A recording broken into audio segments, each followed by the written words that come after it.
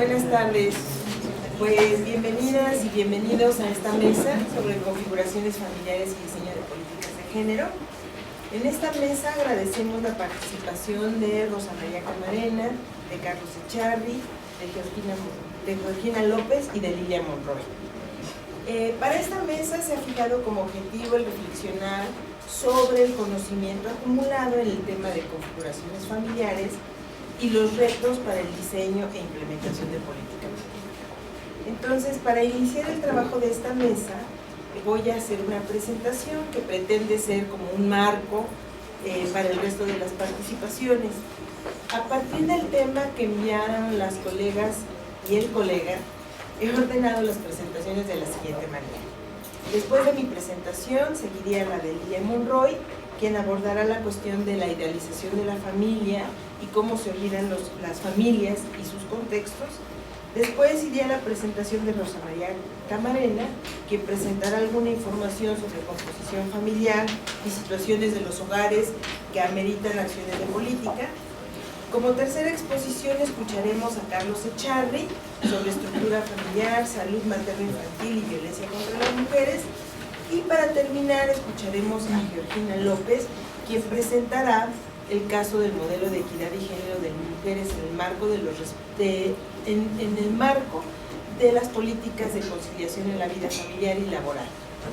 Como pueden ver, iremos de los aspectos conceptuales más generales pasando por la información hasta terminar con una mirada hacia programas específicos y la manera como se ha tratado de incorporar lo que sabemos de familias a programas y política pública. Cada uno de nosotros tiene más o menos 15 minutos para exponer y en este caso le pido por favor a Carlos, como yo voy a empezar, que si me excedo me moderes con tu alarmita y me indiques cuando tenga yo 3 minutos si es que llegue el caso, que espero que. El objetivo de mi presentación es sintetizar algunos de los hallazgos y señalamientos que desde la investigación social se han hecho para abordar la cuestión de las familias en su relación con el diseño de política pública. En particular me interesa enfatizar sobre hallazgos que han surgido de los estudios de género. Enfatizo ahora, si a partir de ahora voy a utilizar el plural en el término de familias, como explicitara muy adecuadamente Mario Brofman en la inauguración del seminario que tuvimos aquí en el Colegio de México en 2009, de familias en el siglo XXI, para señalar siempre cuando hablo de familias, no en el sentido de pluralidad, en el sentido de pluralidad y no de repetición de unicidad. Las cuestiones de familias suscitan actitudes que casi como un reflejo clasifican cualquier comportamiento que no es convencional como desorganizado, como desestructurado, como disfuncional o anómico. Los términos de la caracterización de las familias están comúnmente arraigados a supuestos deseables incorporados al sentido común. En el terreno del diseño, instrumentación, operación de política pública, estos supuestos no están necesariamente explícitos, pero están sin duda presentes. Entre los diseñadores de política pública parece haber poco interés en profundizar en la caracterización del devenir de los arreglos familiares en sociedades concretas. Así, los términos del diseño, de la instrumentación y de la operación están habitualmente cargados emocionalmente de lo que en su mente es lo deseable para las familias. Permanecen obstinadamente algunos supuestos sobre la estructura, la composición y la dinámica de los arreglos familiares que, en el mejor de los casos, cuando no trastocan delicados balances de responsabilidades dentro de los miembros de las familias, reproducen desigualdades o incluso alejan las posibilidades de que las acciones de los programas sean desempeñadas, las responsabilidades cumplidas y los apoyos efectivamente incorporados por los miembros de las familias. Ejemplo de ello sigue siendo la naturalización de la familia llamada conyugal como el tipo de familia normalmente constituida. Sin embargo, en México, según datos de Ravel y Gutiérrez en su artículo ¿Con quién vivimos los mexicanos?, A partir de la información de la muestra censal 2010, si bien el arreglo más frecuente sigue siendo la familia nuclear heterosexual, representando el 43.100% de los arreglos familiares, la frecuencia de este arreglo ha disminuido considerablemente en la última década. Dentro de los arreglos familiares, las autoras también distinguen familias nucleares homosexuales, parejas solas homosexuales, parejas solas heterosexuales, familias monoparentales, extensas multinucleares, poligámicas y arreglos familiares de corresidentes emparentados. En México, los escenarios en los que se forman y desenvuelven las familias y los individuos han cambiado. Cambios sociodemográficos como el descenso de la mortalidad, el aumento de la esperanza de vida, han dado condiciones no solo para alargar los tiempos de convivencia de las familias, sino también de la coexistencia de diferentes generaciones. Contrastando con esto, hay una mayor incidencia en la separación y en el divorcio, que llevan a la ruptura de unas relaciones, pero también a la formación de nuevos arreglos familiares. El descenso en los niveles de fecundidad ha llevado a una disminución en el tamaño promedio de los hogares, con ello también una disminución del número de miembros de la familia que pueden encargarse del cuidado de los dependientes. Se ha dado un adelgazamiento en los sistemas de protección social, ha habido crisis económicas, una creciente participación de las mujeres en el mercado de trabajo y también en la emigración internacional. Sin embargo, la diversidad, como una característica actual de los arreglos familiares, es difícil de ser vista, aceptada, reconocida e incorporada en el diseño de política pública. ¿Cómo hacer para que las políticas públicas acompañen a las familias en sus procesos sin partir de un modelo único, idealizado e inalcanzable? En México no hay propiamente una política familiar, como en el sentido de un sistema integrado de programas articulados dirigidos a las familias. Existen programas dirigidos a población que se ha denominado vulnerable, a mujeres, a niñas, a niños, a población discapacitada, y otros programas que utilizan a las mujeres como vehículo de los apoyos para que estos lleguen de una manera eficiente a los miembros de las familias. Es el caso del Programa de Desarrollo Humano Oportunidades. Todos estos, aunque no estén específicamente dirigidos a intervenir en las familias, trastocan los acuerdos de responsabilidades, de solidaridades, de privilegios de los miembros del grupo familiar. Especialmente hay cuestiones que tocan irremediablemente las dinámicas de organización familiar. Ejemplo de ello son las políticas de salud, las de educación, las laborales o las más recientes dirigidas a la violencia de género. Poner en diálogo lo que se sabe de arreglos familiares a partir de la investigación académica con el diseño de política pública es sin duda y ha sido un reto. Y ha sido sobre todo un reto porque programas e intervenciones fragmentadas, dirigidas lateralmente hacia las familias, no bastan. Se requiere de un conjunto integrado de políticas públicas que, independientemente de los objetivos específicos que persigan, estén articuladas a partir de ejes centrales que promuevan la democratización de las familias y la erradicación de diversas inequidades, entre ellas la desigualdad de género. Un primer eje sería el reconocimiento de la diversidad y de variedad de arreglos en los que las personas cohabitan y conviven. Esto conlleva estar alerta y cuestionar el supuesto de la existencia de una forma única de arreglo familiar, nuclear, heterosexual, para el cual se requiere diseñar intervenciones y política pública. En cambio, habría que mostrar la pluralidad y la complejidad de los arreglos familiares, en donde este arreglo familiar, nuclear, heterosexual es solamente una posibilidad. Todos los arreglos familiares requerirían encontrar cabida en la política pública como una expresión del reconocimiento de la calidad ciudadana de sus integrantes, sujetos de derecho. El reconocimiento de la diversidad y variedad de arreglos en los que las personas cohabitan y conviven también implica cuestionar, por un lado, las ideas relacionadas a que hay mujeres incompletas cuando no se acompañan de un varón, y que es a ellas, como población vulnerable, a quienes hay que dirigir la atención de los programas sociales, cuando lo que se requeriría es reconocer los derechos de estas mujeres a vivir como quieran, ¿sí?, acompañadas o no de varón, y dirigir los programas a apoyarles a sortear los obstáculos adicionales que enfrentan. Por otro lado, también habría que poner en duda la idea relacionada con la anterior de que es indispensable la presencia de una autoridad masculina para que los hijos y las hijas se desarrollen de una manera normal, alejada de patologías, como si el hecho de que sea una pareja heterosexual la encargada de la crianza de los hijos asegurara la no patología, cuando la evidencia muestra pues, que ello no es así. Maldonado y Segovia han llamado a esto el mito de la presencia indispensable del varón para asegurar el sano desarrollo de los hijos e hijas. Una segunda cuestión es el reconocimiento de la actividad de las mujeres como coproveedoras y como protagonistas importantes en la subsistencia de los hogares.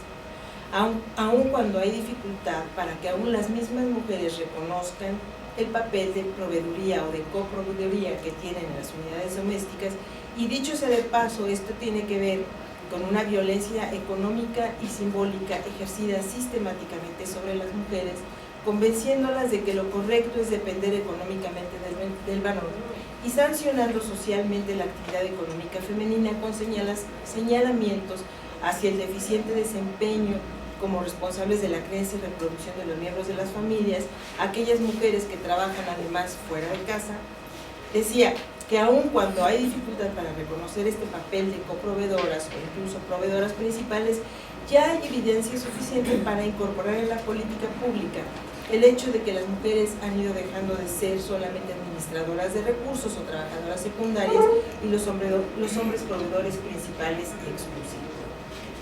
Para ello también hace falta romper con la idea de que la familia está en crisis y que parte de la crisis tiene que ver con que las mujeres han tenido que ingresar al mercado laboral y descuidan a los miembros de las familias. Ello llevaría a que las políticas de corresponsabilidad en el desempeño de tareas domésticas y de cuidado cobraran centralidad dentro de la política pública. Las políticas llamadas de conciliación, también nombradas de corresponsabilidad, han sido un gran paso en ese sentido, aunque todavía falta un largo trecho que recorrer en relación a las especificidades que debería tener en un país como México. Ello sobre todo en relación con el hecho de que una gran cantidad de mujeres se insertan en actividades económicas del sector informal y por tanto las políticas de corresponsabilidad no son de utilidad en estos casos de condiciones laborales no formalizadas.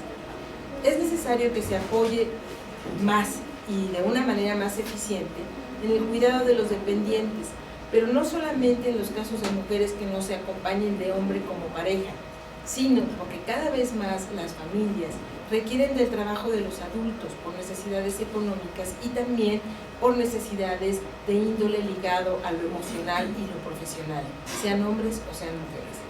De esta manera, incluso alejarse de un vínculo de violencia sería menos costoso para las mujeres, pues no tendrían que enfrentar el dilema que ha señalado Maldonado de trabajar o cuidar a los niños. La distinción entre el bienestar de las mujeres y el bienestar de las familias es otra cuestión que me interesa resaltar. Es importante que el bienestar de las mujeres interese en sí mismo y que dejen de ser vistas únicamente como vehículo para asegurar el bienestar del resto de los miembros de la familia. Se requiere que las mujeres se interesen como seres humanos completos y no como cuerpos para la reproducción o instrumentos para hacer llegar apoyos y utilizarlos eficientemente para el bienestar de los miembros de las familias. Incorporar la cuestión de las relaciones de poder en que están inmersos los miembros de las familias, incluidas las mujeres, por supuesto, es una cuestión fundamental a considerar. Los programas e intervenciones que consideran a las mujeres desventajadas en sus relaciones de las familias y de las comunidades, las colocan en situaciones muy complicadas que incluyen desde sortear diversas responsabilidades, las que tienen tradicionalmente, más las que se suman en el programa, lo que habitualmente ya ha sido identificado como sobrecargas de trabajo, hasta situaciones de riesgo o exacerbación de violencia al retar sin el acompañamiento y protección adecuados las jerarquías con las que funcionan las familias. Señalamiento especial relacionado con el punto anterior tiene la cuestión del poder que se confiere a los varones y que cobija y legitima la violencia ejercida contra los miembros de las familias. Poder que se detenta sobre los que tienen menos poder, para lograr la obediencia y el ajuste de conductas hacia lo deseado por la autoridad masculina o lo socialmente esperado. Recordemos, una vez más, que la casa es uno de los espacios más peligrosos para las mujeres, para las niñas y para los niños, en una cadena de afectos condicionados y violencia esgrimida contra los que tienen menos poder. La violencia en el ámbito familiar está enraizada en valores culturales y sociales que no reconocen ni respetan derechos de las personas y que además de subordinar los derechos de las mujeres frente a los hombres, la de los infantes frente a los adultos, también privilegia la heterosexualidad como única conducta convencional aceptable. La magnitud y formas de ejercer esta violencia son múltiples y mientras el vínculo que se gratifique y privilegie como articulador de las relaciones de la familia sea la búsqueda de la unidad por sobre todas las cosas, a partir de la homogeneidad en los deseos y conductas de sus miembros, se crea un ambiente propicio para el ejercicio de una autoridad abusiva y controladora, en la cual el menor movimiento hacia la transgresión es calificado como traición y signo de desunión. Se requiere promover la fortaleza de las familias. Una vez más, en diversos seminarios ya se ha insistido a partir del respeto a la diversidad entre sus miembros y el uso de la palabra y no el silencio paralizante en el proceso de construcción de sujetos.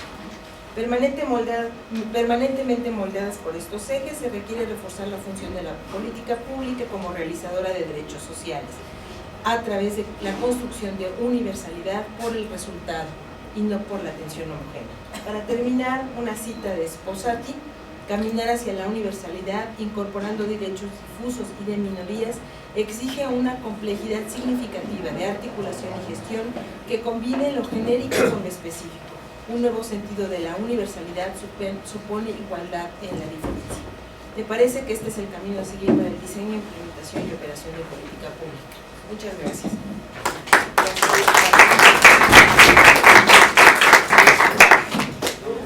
Pues una vez planteados muy sintéticamente estos señalamientos, pasaríamos de lleno a escuchar a la maestra Lilia Monroy con su presentación. Me da mucho gusto recibir a Lilia.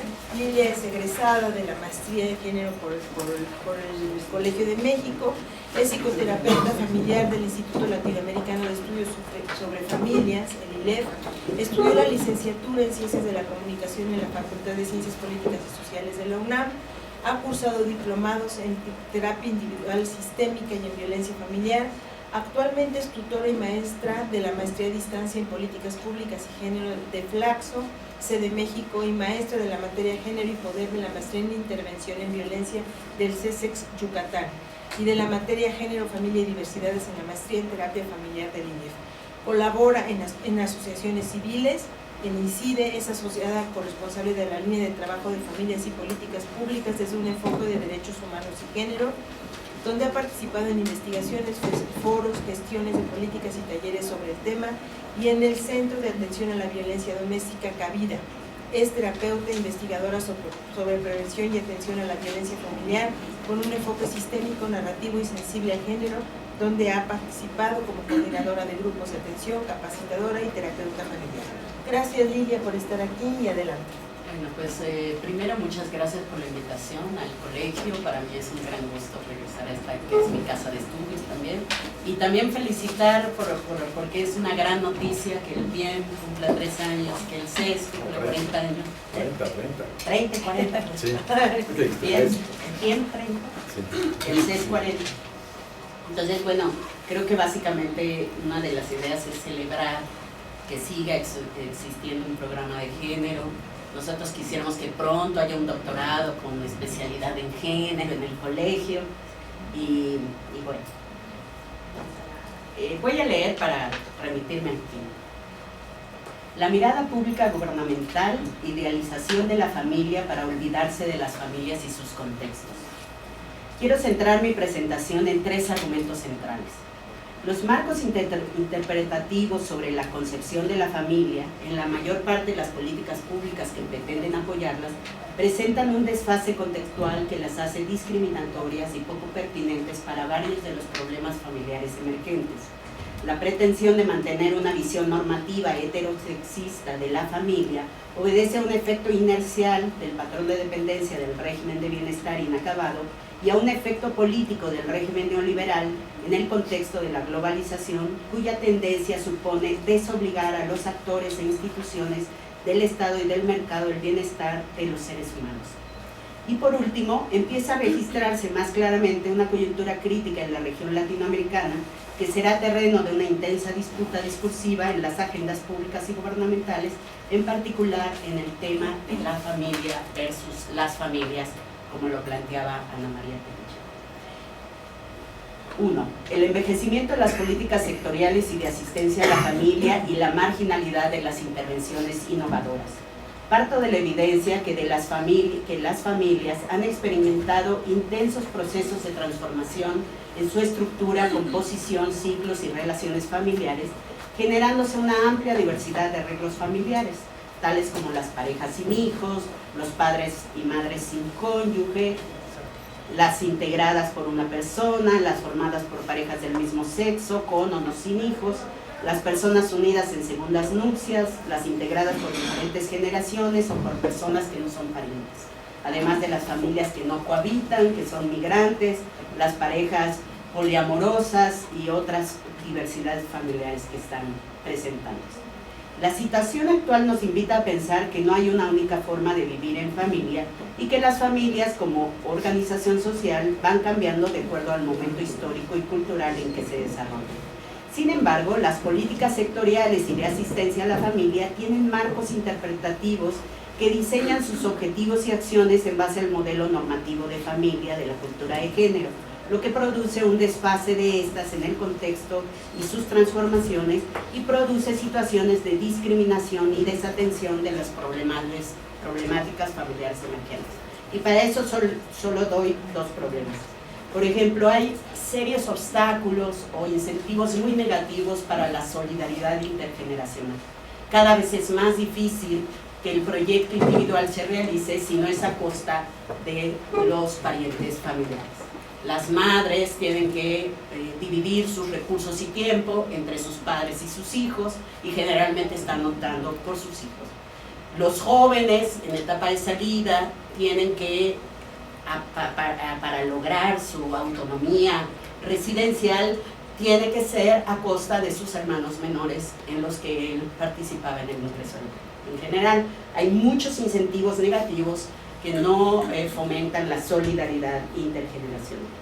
Otro de los problemas es que las autoridades familiares están siendo cada vez más compartidas entre varios sujetos, no solo mujeres, también hombres, todavía en menor medida, pero que son varias autoridades las que tienen que ser negociadas y no hay referentes ni acompañamientos públicos de cómo manejar estas negociaciones mucho más complejas de cómo se establece la autoridad familiar de adultos frente a jóvenes, adolescentes y niños.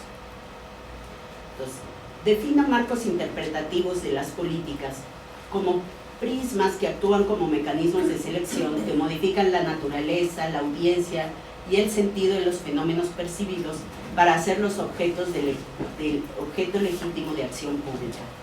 Dato que implícita o explícitamente delinean una solución a la problemática planteada, pueden expresar marcos interpretativos dominantes que se disputan a partir de actores participantes en una desigual capacidad de poder.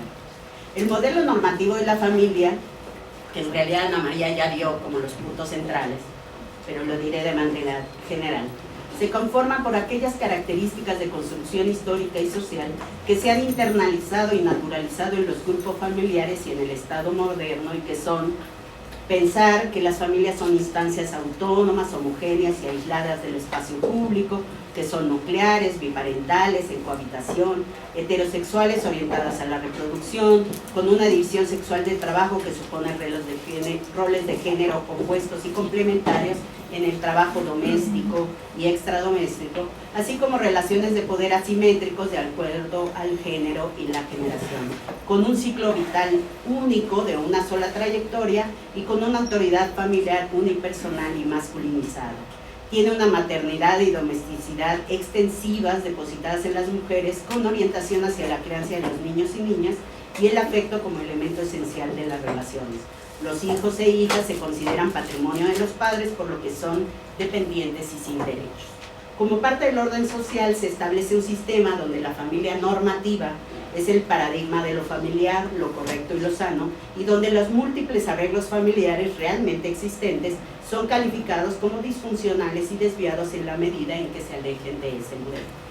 En un análisis de los marcos interpretativos en el diseño de los programas gubernamentales realizados en el nivel federal por el Observatorio de Familias y Políticas Públicas en 2011, encontramos sesgos y omisiones importantes derivados de su orientación familista, como los siguientes: que los programas que se proponen explícitamente atender a las familias en el marco de la asistencia social tienden a reproducir roles de género estereotipados, la subordinación de la niñez y relaciones autoritarias entre sus integrantes, que no existen o son escasos los programas públicos dirigidos al cuidado y la atención de niñas y niños durante el primer año de vida, de personas con algún tipo de discapacidad, de poblaciones con alguna enfermedad mental y de personas adultas mayores postradas, reconfirmando la asignación cultural de estas tareas a las mujeres en el ámbito de la vida familiar, que existen pocos esfuerzos de sensibilización y capacitación a funcionarios y de servidores públicos sobre las transformaciones y diversidad de arreglos familiares, lo que reproduce discriminaciones e inequidad entre ellas, que muchos programas sociales se articulan a las prestaciones laborales del empleo formal cuando la mitad de la población que trabaja no tiene prestaciones ni contrato formal, que los programas de empleo y capacitación siguen privilegiando a los hombres en tanto jefes de familia, omitiendo la jefatura femenina que ya está presente en más del 20% de los hogares, que el sistema de impartición de justicia y el derecho familiar no contemplan las transformaciones y diversificaciones de arreglos y ciclos familiares de la sociedad mexicana, por lo que generan inequidades y discriminación en la aplicación de la justicia. Para analizar estos sesgos familistas, Goldani propone una clasificación de acuerdo a la orientación central de los programas en función de qué tanto incluyen la perspectiva de género y la noción de sujeto de derechos. Para operativizar estas orientaciones elegimos analizar 163 diseños de programas del gobierno del DF, al ser una entidad de vanguardia en la agenda de derechos humanos y de género en el país. Este análisis lo hicimos en 2011. El análisis arrojó que gracias a los enormes esfuerzos para desarrollar una política social que tiene como principio la universalidad, la igualdad de derecho, la igualdad de género y los derechos humanos, 3 de cada 10 programas presentan orientación a los derechos de algunos de los integrantes de las familias. Apoyan arreglos familiares no tradicionales como los hogares monoparentales, las jefas de familia y los hogares con adultos mayores, fomentan equidad de género y generacional o se encaminan a la prevención y eliminación de la violencia familiar. No obstante este gran logro, si nosotros revisáramos Guanajuato, estoy segura que ese porcentaje bajaría notablemente, pero no obstante ese logro, por otra parte identificamos que 6 de cada 10 programas del DF parten de premisas tradicionales de familia y se orientan a apoyar las funciones familiares centrales sin cuestionar los roles de género, la división sexual del trabajo, ni considerar los diferentes arreglos familiares en sus intervenciones. Finalmente, 1 de cada 10 programas pretende modelar hacia la familia normativa. Por suerte ya son poquitos, ¿no? Pero todavía no. Frente a esta evidencia, en las agendas coexisten las políticas que parten de nociones tradicionales de la familia como corriente principal, junto con algunas políticas innovadoras que consideran la equidad de género y la diversidad familiar como sus componentes y que podríamos llamar políticas amistosas con la familia y la mujer. Las políticas amistosas enfrentan algunas contradicciones y solo destaco 2. El hecho de que las oficinas gubernamentales conviven diferentes concepciones sobre la familia que reflejan la ausencia de consensos y de legitimidad en este tipo de políticas, lo que va distanciando los discursos o el diseño original a las prácticas operativas que en realidad suceden de estos procesos, lo que dificulta la puesta en marcha de políticas innovadoras y generalmente implican una retransformación de paradigmas de los propios operadores. El mayor presupuesto no está en este tipo de políticas, sino en las políticas tradicionales o familiares. Por otro lado, los organismos encargados de las familias no son los que están planteando los temas de la agenda para una política amistosa para la familia y las mujeres. pese a tener las atribuciones, la infraestructura y los recursos. En cambio, esta propuesta proviene y se impulsan por las instituciones a cargo de los asuntos de género, las cuales tienen atribuciones, ámbitos de competencia e infraestructura más restringidos. Hay ahí, y cito a Zunkel, claramente un problema de desajuste institucional. El fortalecimiento de la legitimidad de una política amistosa con la familia y la mujer requiere de la institucionalidad encargada de la familia ponga la dimensión de género en el centro de su preocupación. Ese es un buen deseo, ¿no?, para el DIF, que ponga en el centro al género y los derechos humanos, ¿no?, en su tarea. Muchas de las transformaciones derivadas en las familias no provienen de patologías sociales, sino de deseos y elecciones individuales acordes a nuevos contextos y realidades. En ese sentido, las políticas deberían orientar a facilitar y no a limitar las opciones individuales, proporcionando los recursos necesarios para el bienestar y el acceso equitativo a los derechos de todos los miembros de las familias. Entre algunas de... Nosotros hicimos una identificación de prácticas innovadoras en el 2008 para tratar de ubicar algunas propuestas de las lecciones aprendidas.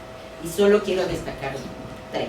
Uno es que en todas las prácticas innovadoras donde la diversidad familiar realmente era puesta en juego, tenían perspectiva de género, tenían una noción de construcción de ciudadanía o de derechos humanos.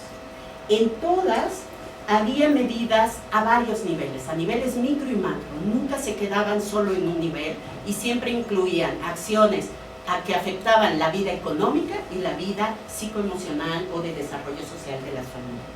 Y la otra gran aporte es que un objetivo central de estas propuestas era construir redes ciudadanas de personas que tuvieran espacios validantes de sus transformaciones y validantes de sus prácticas emergentes, que son las que escasean en general, pero más en el espacio público, donde sistemáticamente son invalidadas y patologizadas.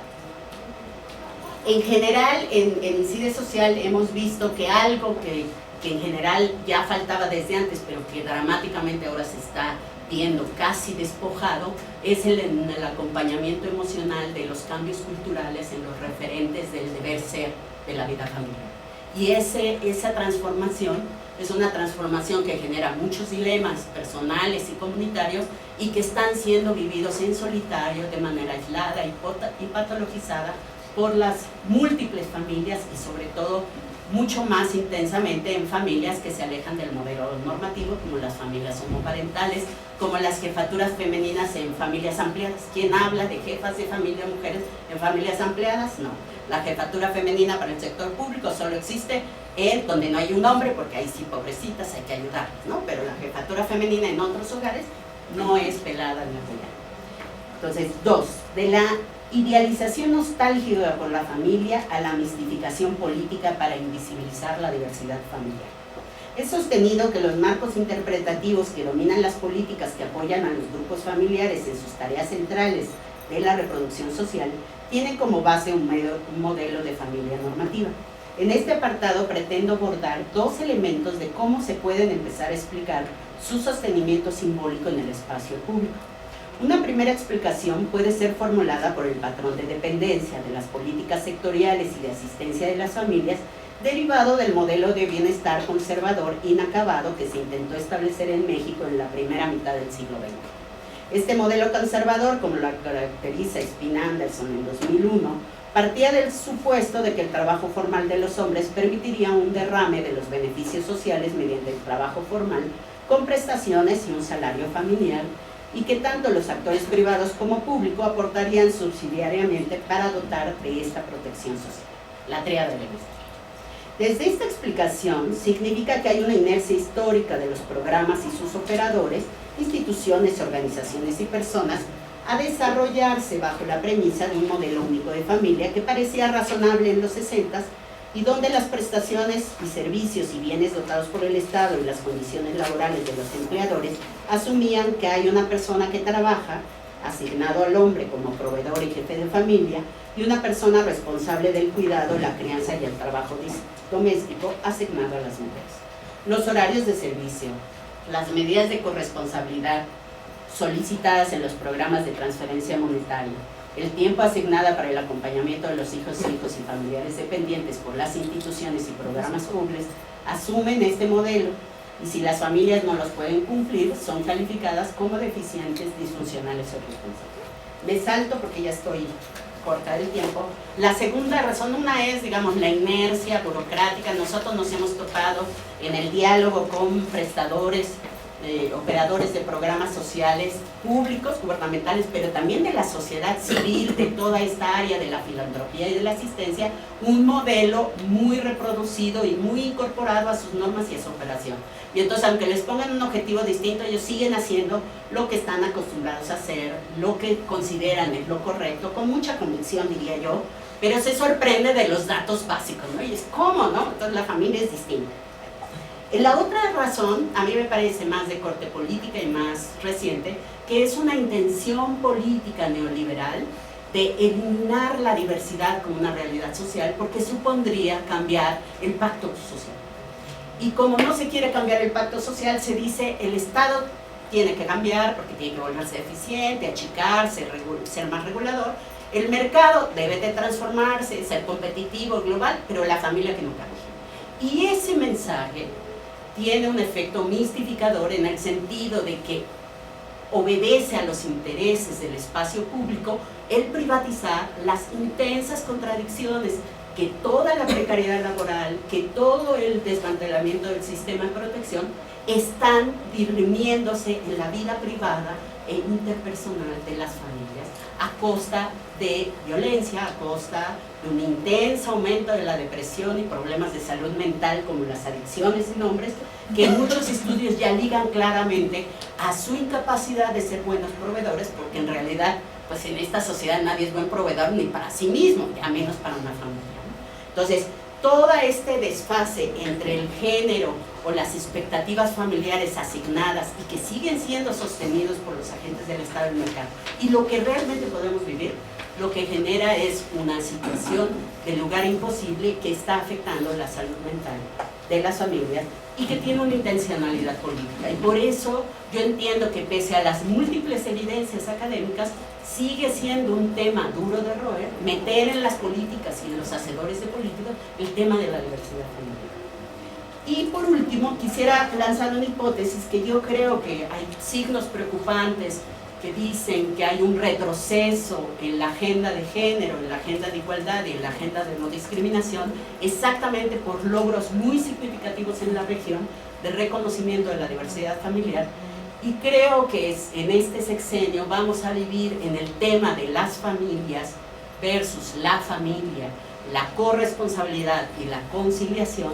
Vamos a ver una disputa ideológica que quiere, desde un lenguaje políticamente correcto, retrotraer o echar atrás todo el avance de la igualdad de género, de la igualdad de las minorías sexuales y de la no discriminación de arreglos familiares no tradicionales, y que se va a dirimir en ese tema. La ley sobre familias, que no salió en el sexenio pasado, todo pinta que podría ser este sexenio un escenario importante que permita amarrar varias de las iniciativas estatales donde los avances en interrupción legal del embarazo, en matrimonio homosexual, en adopción igualitaria, sean echados atrás, incluso a mucho más atrás, como las posiciones conciliatorias muy conservadoras que dicen la mejor conciliación para evitar el problema es regresar a las mujeres a casa, y así salvamos el problema.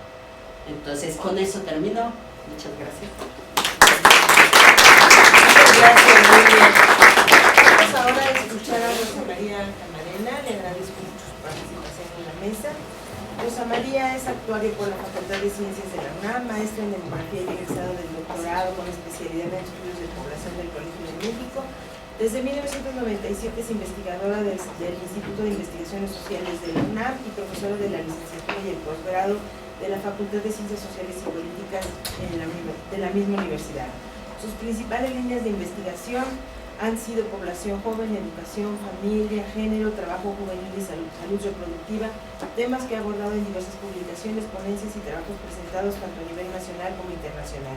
Voy a leer solamente unas de sus publicaciones más recientes: Indicadores educativos hacia un estado del arte, en prensa, las familias mexicanas, aspectos sociodemográficos, También empresa el trabajo de los jóvenes mexicanos al inicio de la segunda década del siglo XXI. Coautora del informe sobre el desarrollo humano de los pueblos indígenas de México, Jóvenes y Educación, la obligatoriedad de la educación media superior, sueño o realidad. Muchas gracias, Rosa María. De la... No, al contrario, agradezco mucho. ¿Me puedes avisar que me puedes comentar? Al contrario, muchas gracias. Igual que Lilia, ¿sí? No me queda más que reconocer que siempre es un gusto regresar a casa, ¿no? Y agradezco mucho tu invitación. Bueno, mi presentación va en un sentido bastante diferente, ¿sí? Diferente a los que me han precedido, ¿no? Como buena actuaria, aunque ya me he olvidado, el origen, ¿sí? Pues me metí con datos. El propósito de mi presentación era tratar de ver si a partir de las nuevas variables que se metieron en el censo, ¿sí? En el último censo, el censo de 2010, ¿sí? Era posible pues comulgar más, sacar un poco más de jugo, más conocimiento acerca de las familias, más concretamente de los hogares, ¿sí? Y todavía más concretamente ahora en este último censo de las viviendas, ¿sí? Que INEGI dice que son prácticamente iguales, que hay poca diferencia con los hogares, ¿sí? Pero bueno, por lo pronto le creo, ¿no? Sin embargo, bueno, mi intención era ver, ¿sí? Si realmente podían salir así cosas más sustantivas, ¿sí? Hay algunas cosas interesantes, sin embargo, bueno, me faltó tiempo, ¿sí? Me hice muchas cosas con información, tengo que reconocerlo, y entonces traigo unas cosas como muy concretas, ¿sí? Voy a presentar primero, bueno, parto del reconocimiento de la necesidad de reconocer, ¿sí? La diversidad de formas y de arreglos familiares, ¿sí? De la no existencia de un modelo único, ¿sí? Del carácter cambiante, ¿sí? Dinámico de las propias familias, ¿sí? Una familia de hoy no es la misma de la de ayer ni la de mañana, ¿sí? Y bueno, todo ello contribuyen factores que ya los mencionaban, ¿no? De índole demográfica, económica, social, cultural y demás, ¿no? Que van generando procesos. Y parto también del principio de que cada configuración, cada arreglo familiar tiene formas de organización, necesidades, ¿sí? Bueno, formas de expresión y demás específicas y diferentes de las de los arreglos. Entonces, bueno, siguiendo, ya lo... ¿verdad? ¿Sí? Uy, no sé. Bueno, no le podíamos apagar la luz. Gracias. Bueno,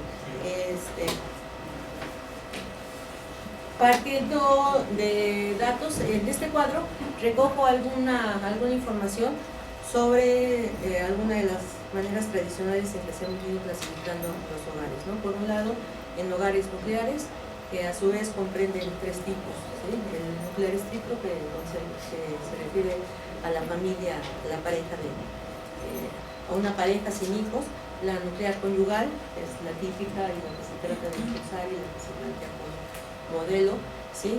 Formada por la pareja y sus hijos solteros; la nuclear monoparental, ¿sí? Que es una madre con sus hijos. Después, en un segundo plano, los hogares extensos, ¿sí? Que presentan las mismas características de los anteriores, pero agregándoles otros parientes; y los compuestos, en donde están presentes algunas personas que no están emparentadas con el jefe del hogar. Todo este tipo de clasificaciones generalmente se hace a partir de la identificación, muy criticada por cierto, pero no se puede encontrar hasta ahorita otra manera de hacerlo, ¿sí? De una persona como jefe de hogar, ¿no? Sobre todo en momentos actuales, en donde, bueno, finalmente, ¿quién es el jefe de qué, ¿no? ¿Sí? Algo relacionado con lo que decía. Y bueno, no me voy a meter al detalle a los datos, quizás solamente señalar, sí, la pérdida de importancia que han venido teniendo los hogares nucleares, que pasaron de 71% en 1976 en la encuesta mexicana de fertilidad a representar el 67% en 1997 y para llegar ahora al 62%. Esos cambios se han venido dando sobre todo en la disminución del modelo considerado como ya del modelo clásico, ¿sí? Que pasó de 58% en 76 a 42% en la actualidad, ¿no? Cuando supuestamente, y según la teoría de la nacionalización y demás, la tendencia debería ser a que cada vez los hogares siguieran o tendieran más hacia ese modelo. Por otra parte, lo que ha venido aumentando, y sobre todo en las últimas décadas, han sido los hogares formados solamente por una pareja, ¿sí?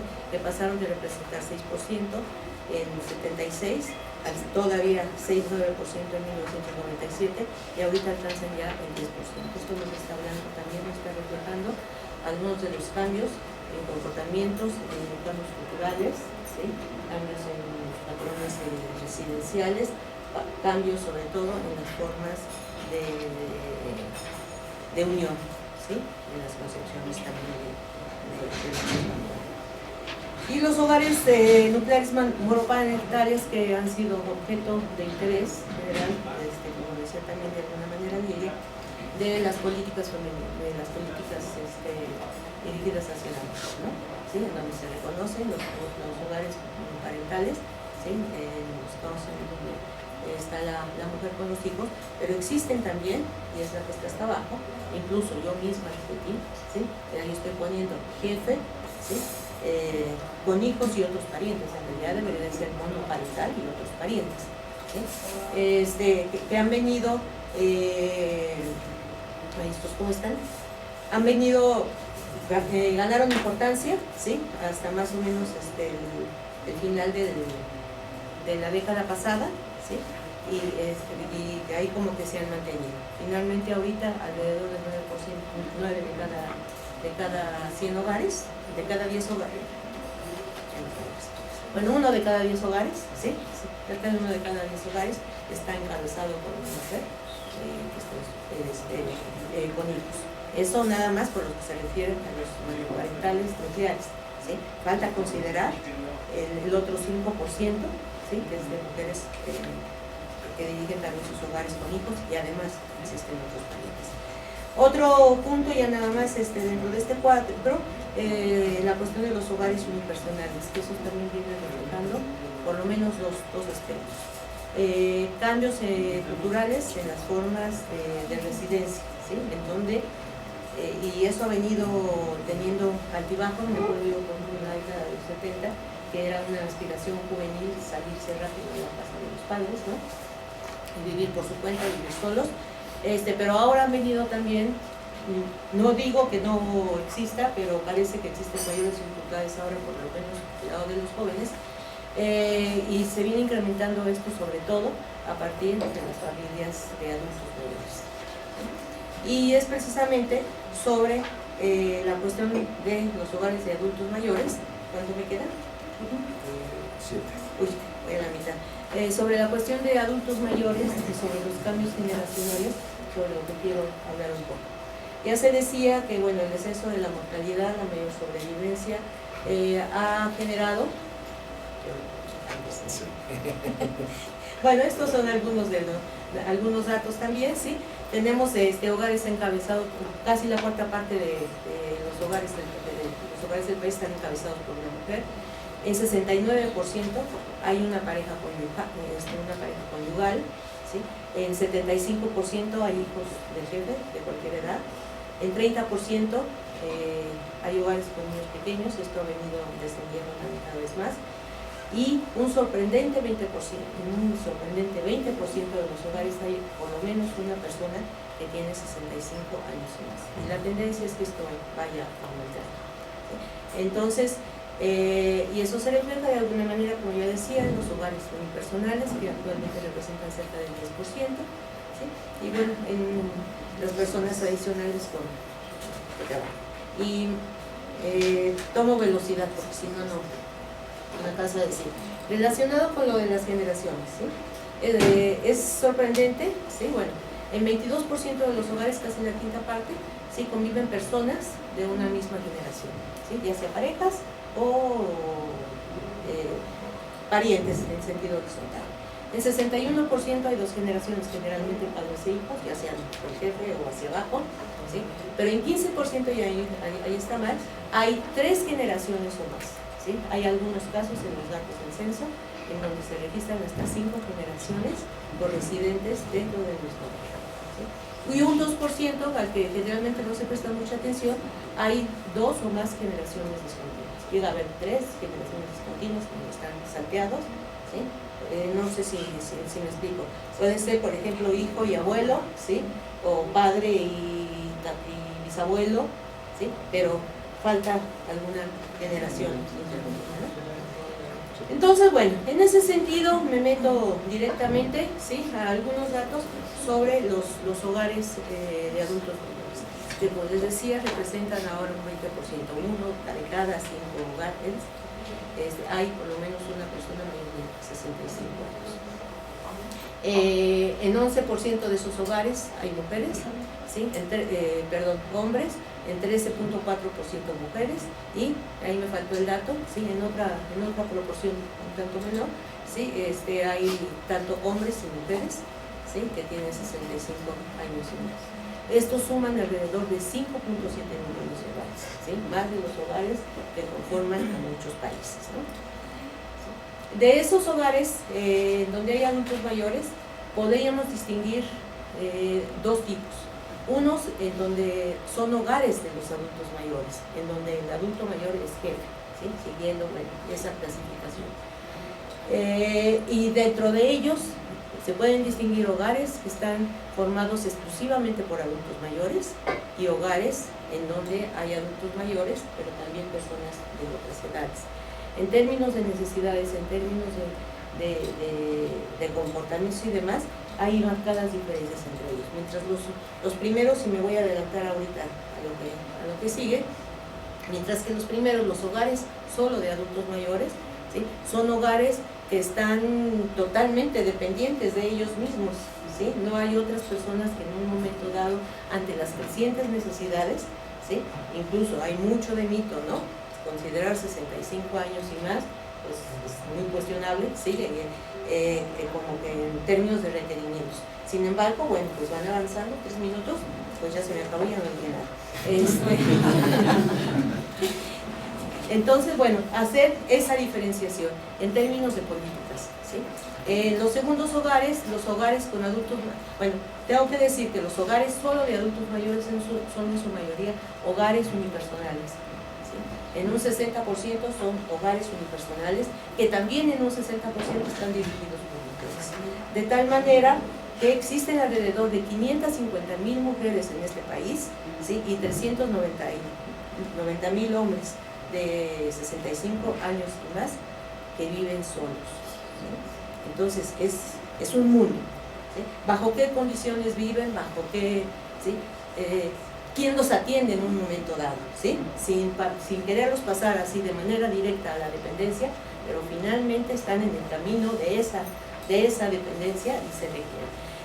En el segundo tipo de hogares, por el contrario, ¿sí?, no por el contrario, ¿sí?, existen esas necesidades, pero en un momento dado son jefes de hogares, pero viven con otras personas, ¿sí? Entonces en un momento dado pueden verse como, al ser jefes, ¿sí?, como un tanto independiente, pero al mismo tiempo con posibilidades de colaboración. La cuestión aquí es también, bueno, qué tipo de colaboración y quién los apoya, quién los ayuda, generalmente mujeres, ¿no? Y entonces ahí viene mucho de lo que se había mencionado y de lo que anda circulando también mucho, la cuestión de los cuidados, ¿sí?, a los dependientes, ¿no? En algunos países europeos hubo avances, parece que ahorita se ha venido estancando. Acá nunca se ha prestado atención a ese tipo de asuntos y yo creo que es momento de eso. Y creo que bueno, hasta aquí voy a tener que llegar. Una tercera forma de esos hogares con adultos mayores son hogares a los que se integra el adulto mayor, ¿sí?, y que son, bueno, me faltó decir que 10% del total de hogares pertenecen al segundo tipo, ¿sí?, y 4% son hogares a los que se incorpora el adulto mayor. Aquí se plantean una serie de cuestiones también, además de la cuestión de los cuidados y demás, lo que ya se mencionaba acerca de las posibilidades de solidaridad, pero también de conflicto intergeneracional, ¿sí?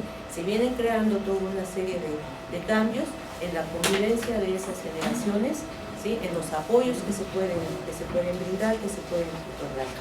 Y el otro punto que tenía, pero ya no voy a alcanzar, es una cuestión relacionada también con los abuelos y los niños que viven con abuelos. Porque finalmente en 16% de los hogares, hay abuelos conviviendo con niños, ¿sí? Entonces, ¿qué papel están tomando también los abuelos ante las nuevas circunstancias? Ello puede estar asociado al trabajo femenino, pero ¿qué rol están jugando las mujeres de edad un poco más avanzada, 65 y más o incluso más jóvenes, ¿sí? En la atención de los niños? ¿Qué hay con toda esa cuestión intergeneracional? ¿Qué hay de los cuidados? Puede ser una forma de apoyo en dos dimensiones, ¿sí? Por un lado, de la familia, de los otros parientes, hacia la persona mayor, hacia la abuela, ¿sí? Sobre todo, hay abuelos también, ¿no? ¿Sí? Pero particularmente abuelas, ¿sí? Pero al mismo tiempo, ¿sí? El rol que vienen jugando en esa profesión, creo que se me acabó, ¿no? Y pues aquí me quedo. Muchas gracias.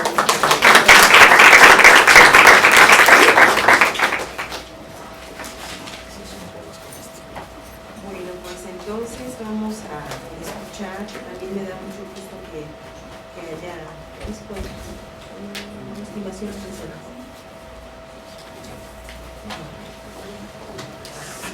Recibir a Carlos Echarri, colaborador muy cercano del PIEM, de la maestría.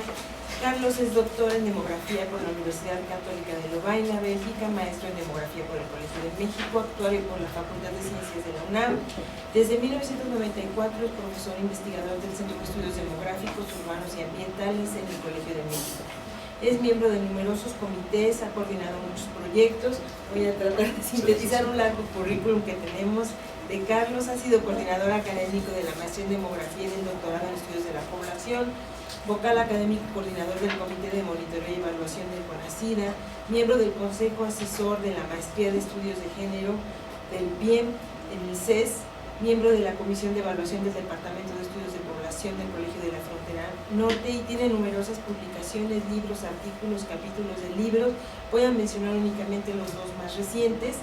Feminicidio en México, aproximación, tendencias y cambios, 1985 a 2009, México DF, ONU Mujeres, Cámara de Diputados y Mujeres y el Colegio de México, publicado en 2011, mapeo de procesos de atención y construcción de indicadores sobre casos de violencia contra las mujeres en cuadernos de trabajo sobre género, volumen 17 del Instituto Nacional de las Mujeres, con la coautoría de Carla Ramírez Dupoint, publicado en 2010. Muchas gracias, Carlos. Adelante. Pues quisiera empezar por agradecer la invitación a participar en esto. Quiero dar también una visión, como dijeron en la inauguración, una visión histórica, un poco de lo que ha sido mi evolución como investigador en los temas que están relacionados con el PIEM y con el CES. Hay que resaltar que desde mi incorporación aquí he estado participando en el programa Salud Reproductiva y Sociedad, y de ahí viene esta cercanía con los temas que se trabajan hoy, ¿no? Estos son los temas que voy a hablar. Quisiera empezar por la cuestión de la diversidad familiar y esta lucha casi quijotesca en contra de la noción de jefatura de hogar y de su uso indiscriminado e irreflexivo. En las encuestas y en los censos, ¿cómo se define un jefe de hogar? La persona declarada como tal por el resto de los miembros. Pero resulta que los encuestadores nunca hacen una asamblea de los miembros del hogar para definir quién es el jefe, ni bajo qué criterios se toma el jefe. Entonces, en muchos casos, se puede declarar como jefa a una señora de mayor edad que vive con sus hijos, en algunos casos casados, y que ella es la propietaria de la vivienda. Entonces hay una noción de respeto. En otros casos puede ser la persona que tenga la mayor percepción monetaria y le aporte mayores recursos. Muchas veces las mujeres no saben cuánto ganan sus maridos. Entonces ahí no podemos saber realmente. La toma de decisiones en qué dimensión. Si se trata de la comida que se va a hacer todos los días, a lo mejor las mujeres toman las decisiones. En una de las ponencias allá abajo se decía que las mujeres toman las decisiones de las compras.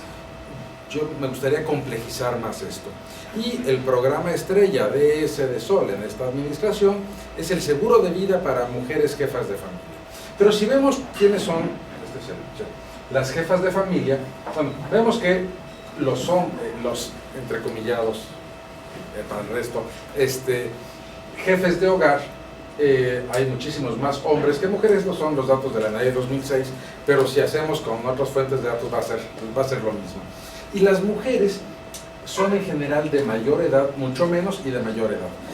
Para que una mujer pueda beneficiarse de este seguro de vida, primero se tiene que morir. Empezamos mal. En segunda, los que se beneficiarían son los hijos menores de 23 años. Esto es, los menores de 23 implica que son mujeres que están por aquí.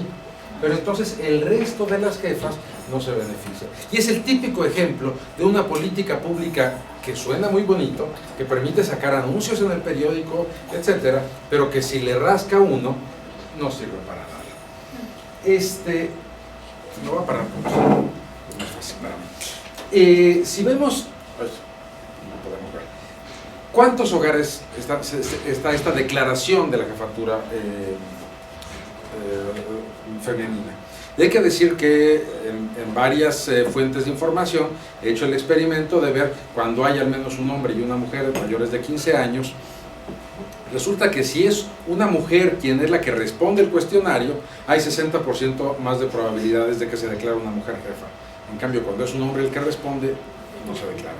Entonces habría ahí una resistencia interesante que tiene que ver con el tamaño de la localidad. Esto es más probable que se declaren mujeres jefas en entornos urbanos y metropolitanos que en rurales, pero también de acuerdo al tipo de hogar y al estrato socioeconómico.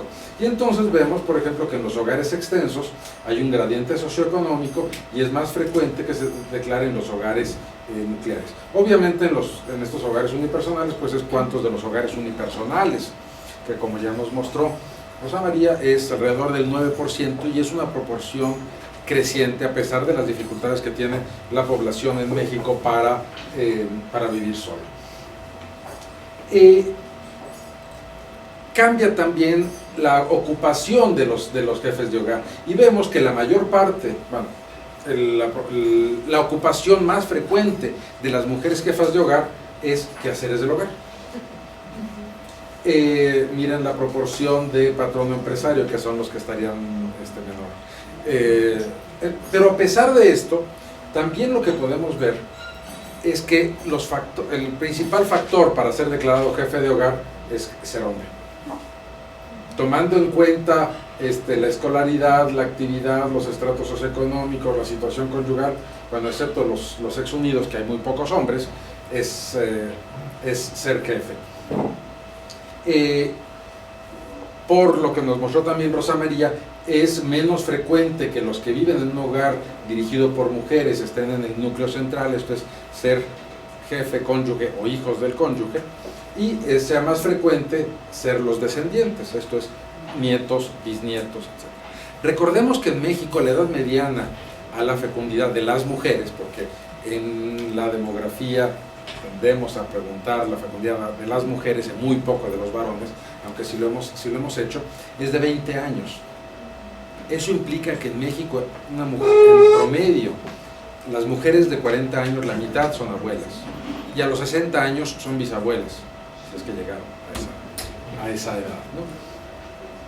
Y aquí lo que vemos es que es más frecuente que estén en el hogar, que sean de hogares nucleares, y es más frecuente que estén en los hogares extensos, en los hogares dirigidos por mujeres. Los hogares dirigidos por mujeres son de menor tamaño porque falta ese varón, pero lo que es importante también es no solamente ver en un momento dado cuál es el porcentaje, si está aumentando o no, pero que a lo largo de la vida las personas viven en distintos tipos de hogares.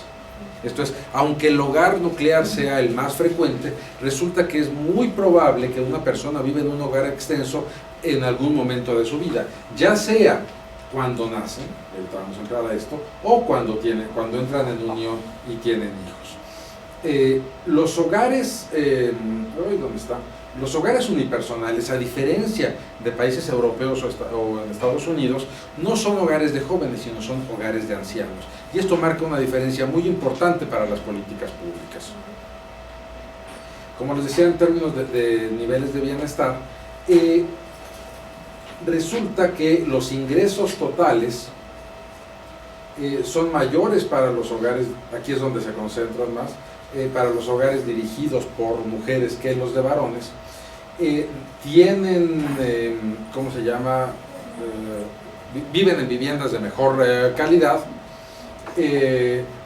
Cuando vemos los bienes que poseen, resulta que ahí ya no hay diferencias en realidad. Y si vemos en hogares extensos, tienen una mayor escolaridad relativa los miembros.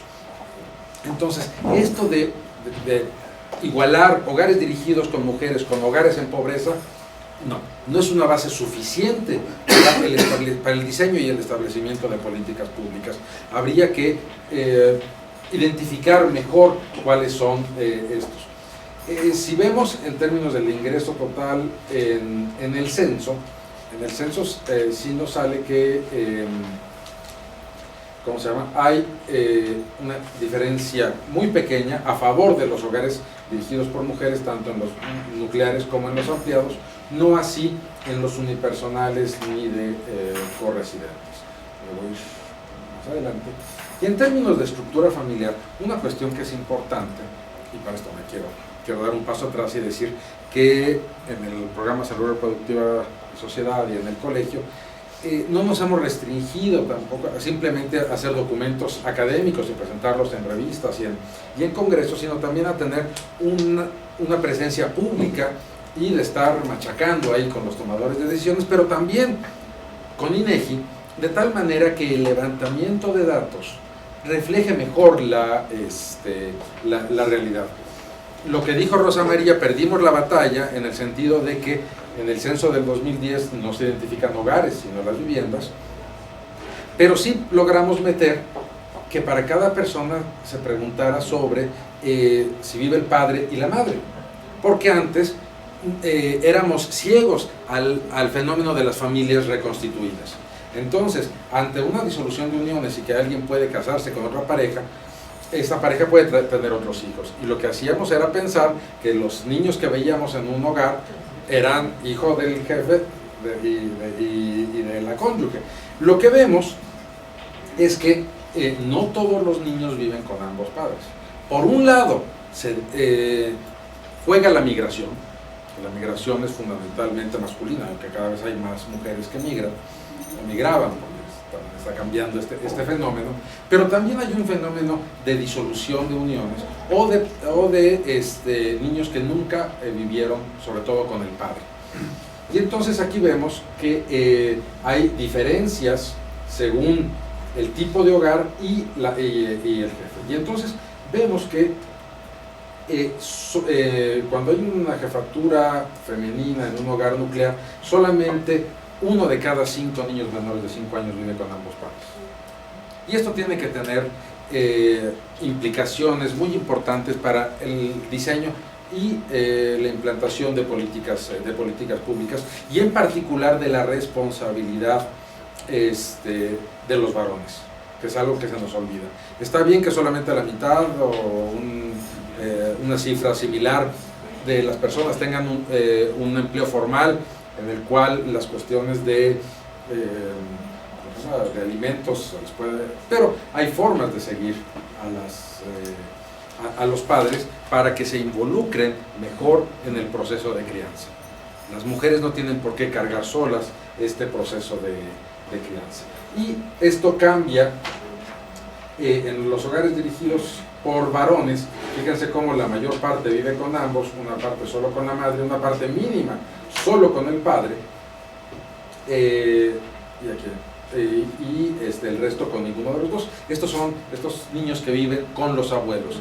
Y piensen que estamos teniendo también un proceso de deportación y repatriación de menores no acompañados que están ya sea llegando solos o llegando a casa de los abuelos.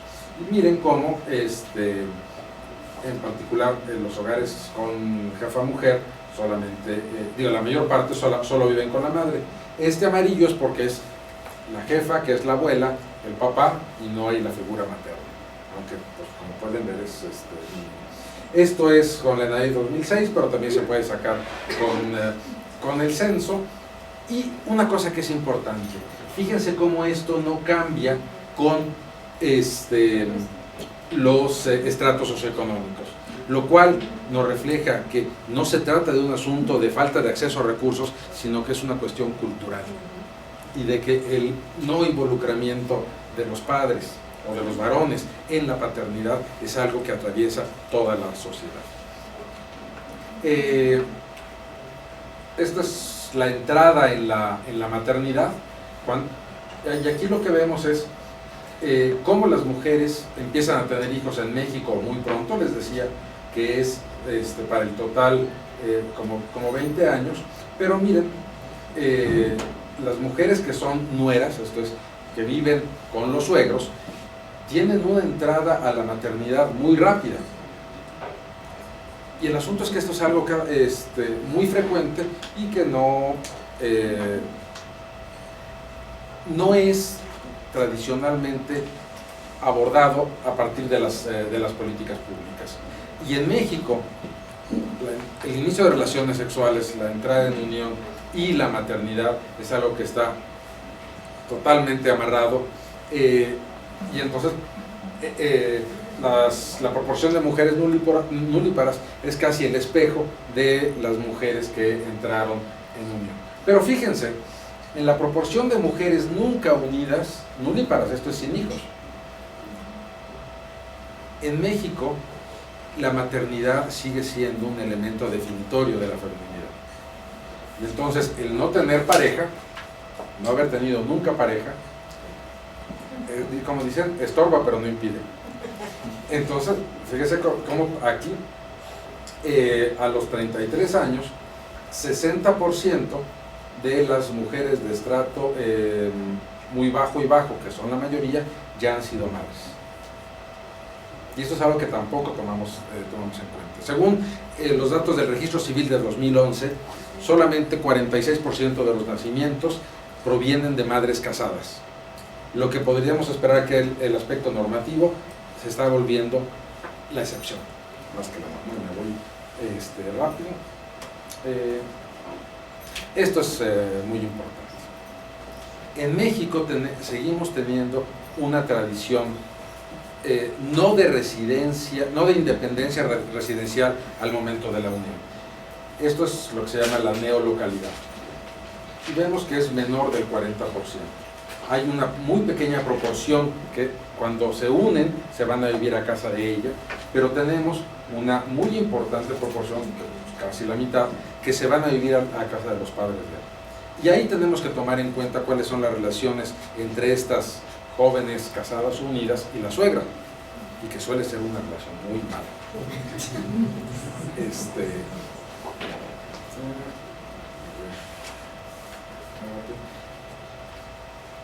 Fíjense esto lo que hace es que, bueno, tenemos por aquí, este es el número promedio de hijos que tenían cuando se casaron. También es un mito pensar que llegan vírgenes del matrimonio. Hay una muy buena proporción que llegan con hijos, y ahí tenemos una muy buena proporción además de concepciones que preceden a la unión. Pero lo que quiero mostrarles aquí es que al momento que los hijos son usados como palanca para conseguir la independencia residencial. Otra cuestión.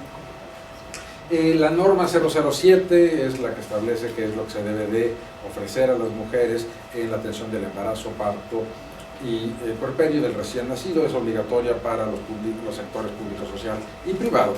Pero fíjense cómo cambia, controlando toda una serie de variables según cuál es el parentesco de la mujer con el jefe. Y lo que vemos es que las que están en mejor proporción son las nietas y las nueras. ¿Esto qué quiere decir? que a diferencia, y bueno, aquí el problema del embarazo adolescente, si lo vemos exclusivamente con los ojos del problema de Estados Unidos, no es lo mismo en México.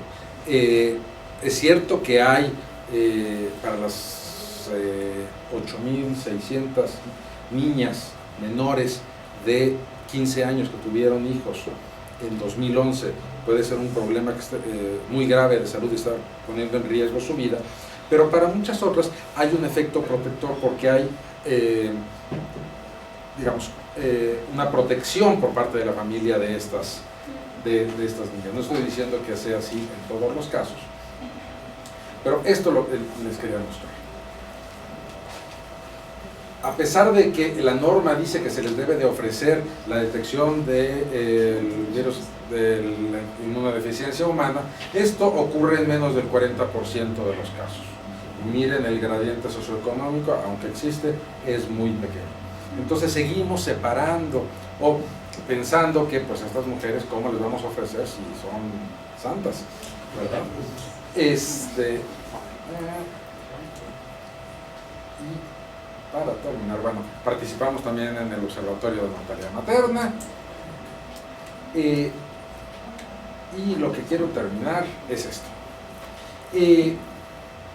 Al analizar los datos de las lesiones atendidas por la Secretaría de Salud en 2010, no tenemos los datos del IMSS, del ISSSTE, de la Cruz Roja, ni mucho menos de los privados, hay la norma, y ahí es la 046, o sea, la 046, lo que dice es que todos los prestadores de servicios deben de detectar casos de violencia familiar o sexual, y en los casos donde se detecte, se debe de dar aviso al Ministerio Público.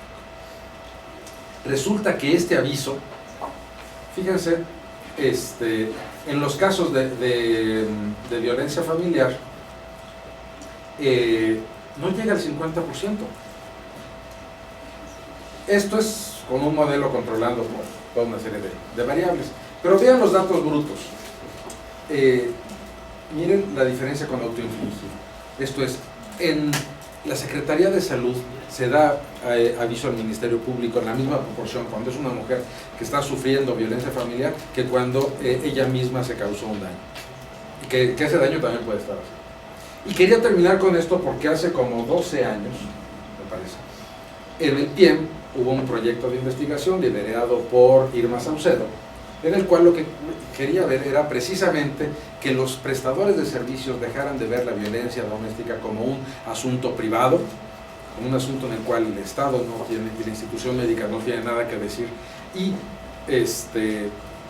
que teníamos que participar.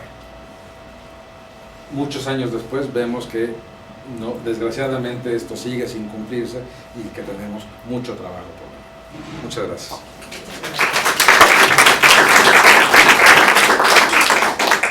Gracias, Carlos. Pues vamos ahora a escuchar a Georgina López Hernández. Georgina también es egresada de la Maestría en Estudios de Género por el Colegio de México. Cuenta con la especialidad en Administración Pública y Políticas Públicas por la Escuela de Graduados en Administración Pública del Instituto Tecnológico de Estudios Superiores de Monterrey. Es licenciada en Ciencia Política por el Instituto Tecnológico de Estudios Superiores de Monterrey y ha tenido estancias de investigación en la Universidad Carolina en Praga, República Checa. Actualmente es docente de la Facultad Latinoamericana de Estudios en Ciencias Sociales en Flaxo, sede de México, en los programas de maestría, especialidad y diplomados en políticas públicas y género. Ha trabajado en la Comisión Nacional de los Derechos Humanos, en el Instituto Nacional de las Mujeres y en organizaciones de la sociedad civil. Georgina nos va a hablar acerca de los retos para la conciliación de la vida laboral y la vida familiar desde una mirada sociológica. Gracias. Gracias. Agradezco mucho la invitación. Para mí también es un gran gusto estar aquí con ustedes de regreso y también poder conocer a los nuevos alumnos y alumnas de la maestría. Pues bueno, la cuestión que en este momento me interesa plantear es la concerniente a las relaciones que mantienen entre sí las transformaciones socioculturales de largo alcance con la temática de la conciliación de la vida familiar y laboral. Como ya nos mostraron de manera muy clara Carlos, Rosa María y también Lilia, las familias en México y en América Latina han experimentado importantes transformaciones en los últimos años. Estas transiciones han sido fruto de cambios demográficos, económicos, culturales, tecnológicos, científicos, entre otros. También es importantísimo retomar, como ya se había mencionado hace unos momentos, que las reformas estructurales que se implementaron luego de la crisis de los 80 significaron un cambio radical del paradigma de protección social en nuestro país y que produjeron así un desplazamiento de las previsiones que tradicionalmente proveía el Estado hacia sujetos muy particulares, como son las personas, las familias y las redes sociales, que Rosa María nos mostraba datos muy interesantes al respecto. Pues de esta manera, las familias están, por un lado, sobrecargadas de responsabilidades que el Estado definitivamente ha abandonado, y por el otro, despojadas de las condiciones sociales y económicas que les permitan afrontar sus viejas y nuevas responsabilidades, lo que ha generado una precarización en los niveles de bienestar y un deterioro en la salud física y emocional de sus integrantes. Como bien menciona Lilia Monroy, el principio de la diversidad familiar como un problema público se propone articular también el respeto a los derechos humanos, la equidad de género y también la equidad y responsabilidad intergeneracional para abonar hacia la construcción de la ciudadanía. Sin embargo, esto no supone sustituir ni las políticas de igualdad o de derechos humanos, ni la orientación a los derechos de los programas, sino que es importante fortalecer estos elementos en la gestión pública con una dimensión fundamental para su cumplimiento. Al respecto, Inés Alberdi ha planteado la cuestión de la conciliación entre el trabajo y las responsabilidades familiares entre hombres y mujeres en los siguientes términos. Para Alberdi existen dos ámbitos fundamentales de la experiencia vital de las mujeres y que se ha venido mostrando con diferentes cifras que nos mostró Rosa María y también Carlos, y uno de ellos, cito, sería el que abarca el conjunto de las relaciones afectivas, de las relaciones de pareja y, derivado de ello, la formación de una familia y la experiencia de la maternidad. Es este el terreno que tradicionalmente se ha considerado el terreno propio de la feminidad, y por otra parte está el campo del desarrollo personal, que es aquel en el que cada vez las mujeres jóvenes tienen mayores expectativas, y es el de su capacidad de acción exterior, el del empleo y el del reconocimiento social. Este último ámbito de la experiencia vital ha cobrado una gran importancia como base fundamental de la expresión de la personalidad y la individualidad, lo que hace que se tenga así un enorme valor. El problema está en que existen una serie de contradicciones y de incompatibilidades entre uno y otro terreno. Así, desde una perspectiva sociológica, Alberdi ha establecido los términos de la cuestión de la conciliación de la vida familiar y laboral en el siguiente modo. En primer lugar, define el ámbito tradicional de la experiencia vital de las mujeres como un ámbito tradicionalmente asignado a lo femenino, que es el ámbito de la familia, la maternidad y lo afectivo. Sin embargo, existe otro ámbito también de desarrollo vital, uno nuevo, moderno, en el que las mujeres, sobre todo las más jóvenes, experimentan ahora como propio, como necesario, y que se caracteriza por su exterioridad a la familia, por su carácter público y su relación con el empleo remunerado. Es este campo el que cobra una importancia creciente en la actualidad como ámbito de desarrollo de la individualidad. El problema que se plantea es que ambos campos de la experiencia vital, el tradicional y el moderno, permanecen activos, sin que el segundo sustituya sin más al primero. De hecho, estos dos ámbitos mantienen entre sí una relación fuerte de tensión, una relación de contradicción en donde el cambio cultural ha dado lugar a un ideal de vida que ya nos explicaba Lilia, que especialmente para las mujeres exige un desarrollo simultáneo como persona en los ámbitos familiar y laboral. Dado que la asignación tradicional de roles e identidades de género permanece aún muy arraigada, esta situación genera mayores tensiones y conflictos en las mujeres. Y es que, en efecto, para la mayoría de los hombres, la situación es diferente.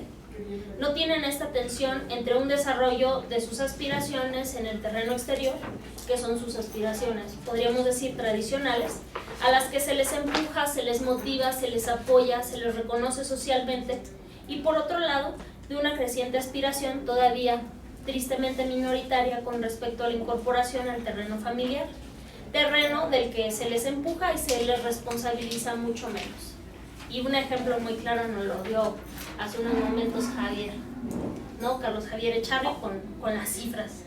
En definitiva, los costos de las tensiones señaladas anteriormente pues no se distribuyen de manera neutra según el sexo.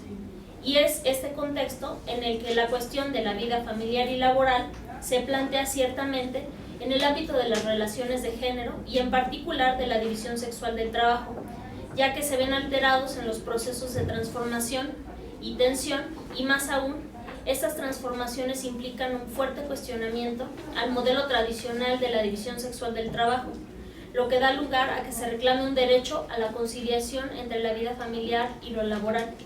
En definitiva, para las mujeres, el trabajo remunerado fuera del ámbito doméstico pasa a ser una opción formalmente posible y un derecho legítimo, pero a la vez es una opción difícil, puesto que, a pesar de su cuestionamiento, la tradicional división sexual del trabajo no va a desaparecer.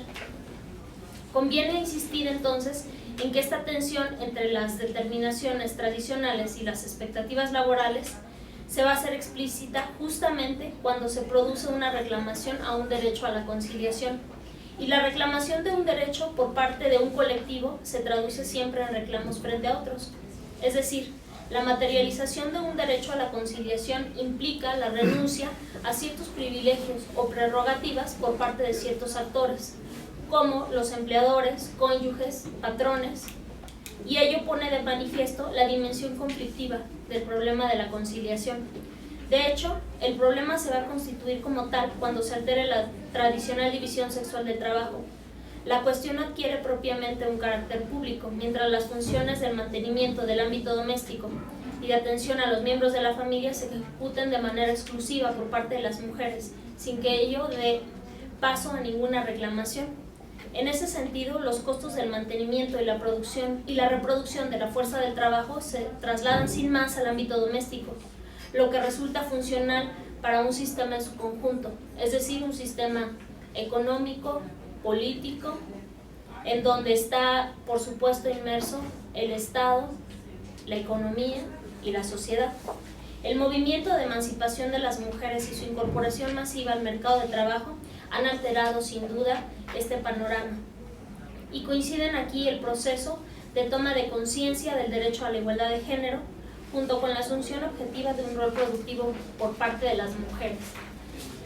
De acuerdo con Mills, podría decirse que el problema se constituye social y políticamente cuando se pasa de las inequidades privadas a la formulación colectiva de la reclamación de un derecho para compatibilizar la vida familiar y la laboral.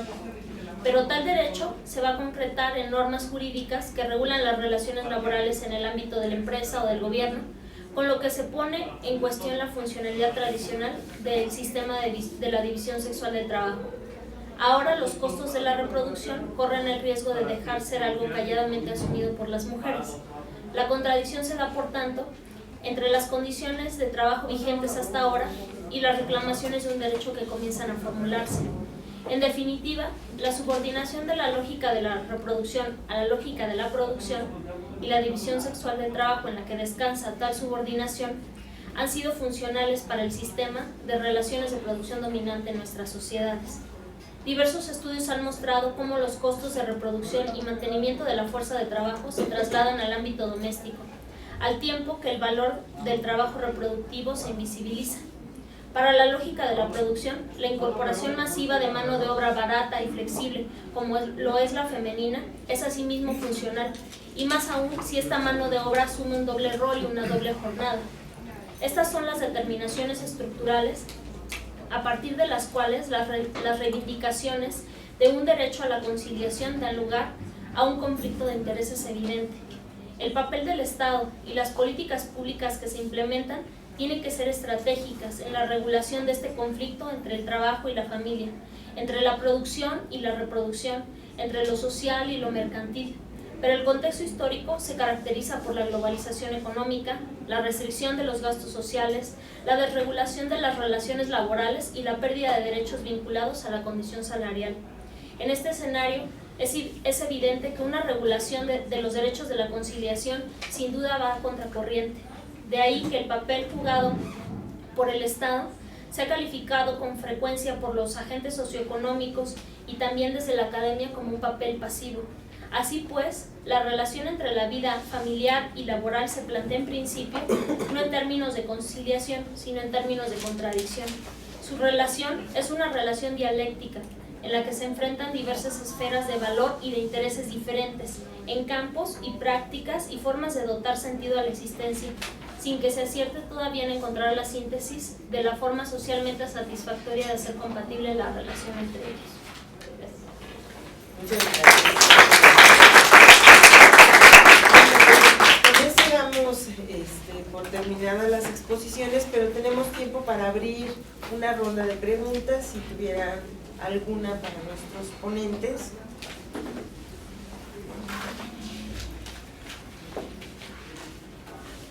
Sí. Buenas tardes, yo tengo una pregunta para Georgina López en relación al tema de la conciliación familia-trabajo. Y me pregunto si efectivamente esta problemática de conciliar familia con trabajo como parte de estas familias de doble carrera o de doble rol puede resolverse a partir de la formulación de políticas públicas. Y pienso, por ejemplo, digamos, en que en muchas instituciones ya se han implementado las licencias de paternidad, sin embargo, los varones no están utilizando ni muchos de ellos no conocen la existencia de las mismas. Entonces, no sé si podrías, referir un poco en relación a esta situación que yo veo que va más allá de la política pública y se inserta más como la cuestión cultural y de qué manera podemos avanzar hacia cambiar estos patrones que aunque ya hay resoluciones, sin embargo, no son conocidas y no son utilizadas tampoco. ¿Alguien más? ¿Pregunta? Entonces, Cristina y luego. Y si pueden dar su nombre, tú nos puedes dar tu nombre y tu institución o Mi nombre es Eugenia Martín y soy profesora de la UAM Xochimilco. Muchas Egresada gracias. del Salvador. Egresada del Salvador. Entonces, Cristina. Gracias. Sí, buenas tardes, Cristina Herrera del PIEM. Me gustaron mucho todas las exposiciones y no hay tiempo para preguntarles a todos, pero en particular a Lilia me gustaría preguntarte, hablaste de un estudio que hicieron en programas y en políticas del Distrito Federal y me quedé curiosa de saber qué indicadores utilizaron para definir cuáles eran amigables, no amigables, etcétera, cómo lo desarrollaron. ¿Sí? Yo soy Gabriel, estudiante del doctorado del CES y tengo una pregunta, comentario para Lilia y otra pregunta para ti, Ana María. Y va en este sentido. En materia de violencia juvenil, en fines de los 80 del siglo pasado y principios de los 90, surgieron un conjunto de normativas del enfoque de derechos, ¿no? De la protección integral de los niños. Las reglas, las directrices RIA, las reglas de Beijing, de Tokio, etc. Y todas apuntan a la desinternación, desinstitucionalización y tienen como protagonistas a la familia y a la comunidad, que en muchas ocasiones se hacen cargo de responsabilidades que antes no se hacían. Y esto está muy asociado al retraimiento del Estado, régimen neoliberal, etc. Y en ese sentido va mi pregunta, ¿qué tan asociados están? Si hay camino de independencia o no de ambos movimientos, en el sentido de retraimiento del Estado, obviamente también por la crisis de la cárcel, que es desde antes, pero tiene mucha incidencia en esa época, sobre todo para los jóvenes, y todas estas normativas, porque un poco para, ¿cómo decirlo?, que los derechos humanos tampoco nos pongan como una especie de velo que posiblemente pueda estar asociado a otros procesos y no a la belleza tan prometedora que nos habla a veces. Entonces eso como una especie de hipótesis y a ver qué pensás al respecto. Y en ese sentido para vos, Ana María, con el protagonismo que tiene la familia, sobre todo en las medidas alternativas a la privación de libertad en jóvenes, que en esta época y qué tipo de familia, ¿no? También eso es importante, puede brindar una especie de socialización o, como hablan las normativas, reintegración social de estos jóvenes, porque lo tomo esto en el comentario que hiciste de que en muchas ocasiones, sobre todo en ocasiones donde los hogares están caracterizados por ejemplo, violencia doméstica, el hogar puede ser uno de los espacios más nefastos para que estos jóvenes bueno, puedan reintegrarse, como dice la normativa. Entonces, si quieren, podríamos empezar de allá para acá. Incluso Rosa María y Carlos, si se quedó algo en el tintero que quisieran decir. Entonces, Lilia. Bueno, del estudio. Nosotros lo que tomamos fueron las definiciones básicas publicadas por el gobierno del DF en lo que ellos llaman ellos sacaron, digamos, no un directorio, una descripción de todos sus programas, cosa que la mayoría de los estados no tienen, ¿no? Que facilitaría mucho este análisis. Solo análisis del diseño, objetivos, población. Y lo que hicimos fue clasificar, por un lado, la propuesta que maneja CEPAL de los tipos de políticas que relacionan, y las operacionalizamos con propuestas teóricas de perspectiva de género y de definición de programas sociales desde una óptica crítica, y retomamos que es la que ahorita destaqué, la propuesta de Goldani, pero la operacionalizamos con los aportes del enfoque de género entonces establecimos una serie de características, de decir, los programas que toman en cuenta la división sexual del trabajo, reproducen roles, etc. Y buscando observables en la descripción, a partir de eso hicimos la clasificación. Ese estudio también se complementó luego con la idea de derechos, porque pues en el gobierno del DF todos los programas se organizaron según derechos, pero fue más formal que real. Bueno, algunos sí lograron su propósito, pero otro es, pues el programa tradicional de vivienda ahora se llama de derecho a la vivienda, ¿no? Y entonces, pues, precioso. Pero hicimos una definición entre el acceso al derecho, el ejercicio y la calidad. Y ahí, por ejemplo, encontramos que la mayor parte de los programas atienden el acceso, pero se desentiende del ejercicio y de la calidad, ¿no? Entonces, ese es digamos, el corpus teórico, lo operacionalizamos e hicimos un análisis doble de todos los programas, los 163 seleccionados. Y luego analizamos a fondo otros programas más a detalle, pero digamos que ese es como lo manejamos. Nosotros hubiéramos querido hacer, la idea original era hacerlo de 3 estados con ascendencia partidista, para ver si había, ¿no? Guanajuato, Hidalgo, o sea, como de los estados de trayectoria priista, de trayectoria, y tomar el DF de los de trayectoria PRD, pero ya no nos alcanzó el estudio ni el tiempo. Bueno, ese es uno. Sobre el otro tema, nosotros partimos de la idea de que los derechos se tienen que apropiar y que eso no es automático, ¿no? Por eso creemos que la familia es un espacio privilegiado de construcción de ciudadanía, pero también es un espacio real de reproducción de las asimetrías y del autoritarismo de nuestro país. Entonces, en ese proceso nosotros damos mucha relevancia en el proceso de entitulamiento, de apropiación de los derechos, damos mucha relevancia a la calidad de los vínculos familiares. Creemos que las políticas deben de encaminarse más a proteger la calidad de los vínculos, las características de los vínculos y los valores para la democracia que se pueden dar dentro de la familia. Y desde esa medida hay algunas prácticas, programas innovadores que, por ejemplo, empezaron a trabajar con jóvenes de sectores urbanos marginales que están muy propensos a ser cooptados por la delincuencia organizada, que están propensos a conductas de alto riesgo y todo, y empezaron, en la propuesta inicial empezó solo trabajando con los jóvenes como empoderamiento, construcción de ciudadanía, y de pronto empezaron a ver que los jóvenes estaban peleando con sus familias, y que claro, no era el objetivo de ese programa. Y entonces incorporan toda una dimensión de intervención en las relaciones familiares que empezó a contribuir a que varios factores de riesgo de jóvenes fueran menos graves al poder construir un diálogo entre generaciones. Entonces, digamos, yo creo que los derechos humanos como panacea, como tú bien dices, pues no significan nada a menos que los aterrizamos en un proceso de apropiación, pero cambia totalmente la dimensión de la intervención. Si yo considero a los grupos familiares como co-constructores de ciudadanía, que si yo los considero como contenedores y rescatadores de las crisis del entorno, que es como muchas veces son vistas.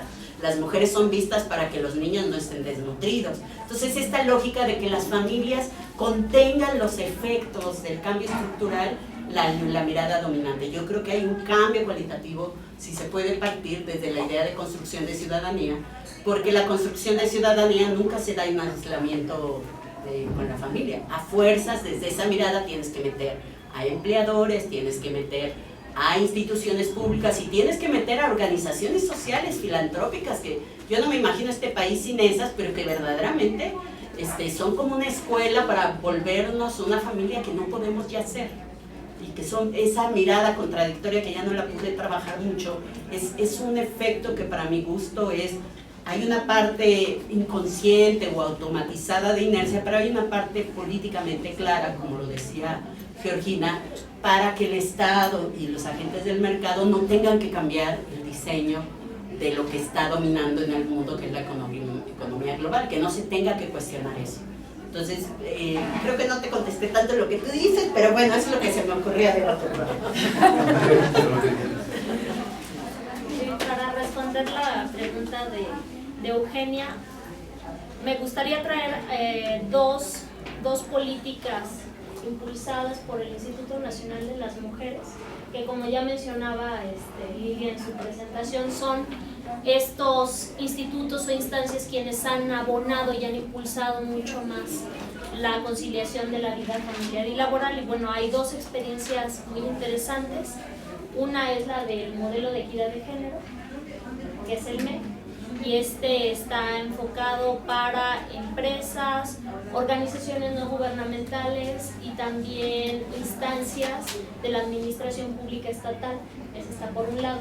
Y por otro lado está también el programa de cultura institucional, que ese programa está enfocado para todas las instancias de la administración pública federal. Entonces están estas dos experiencias que tienen componentes similares, aunque cada una trabaja o está enfocada para grupos especiales, uno gubernamental, otro no gubernamental empresarial.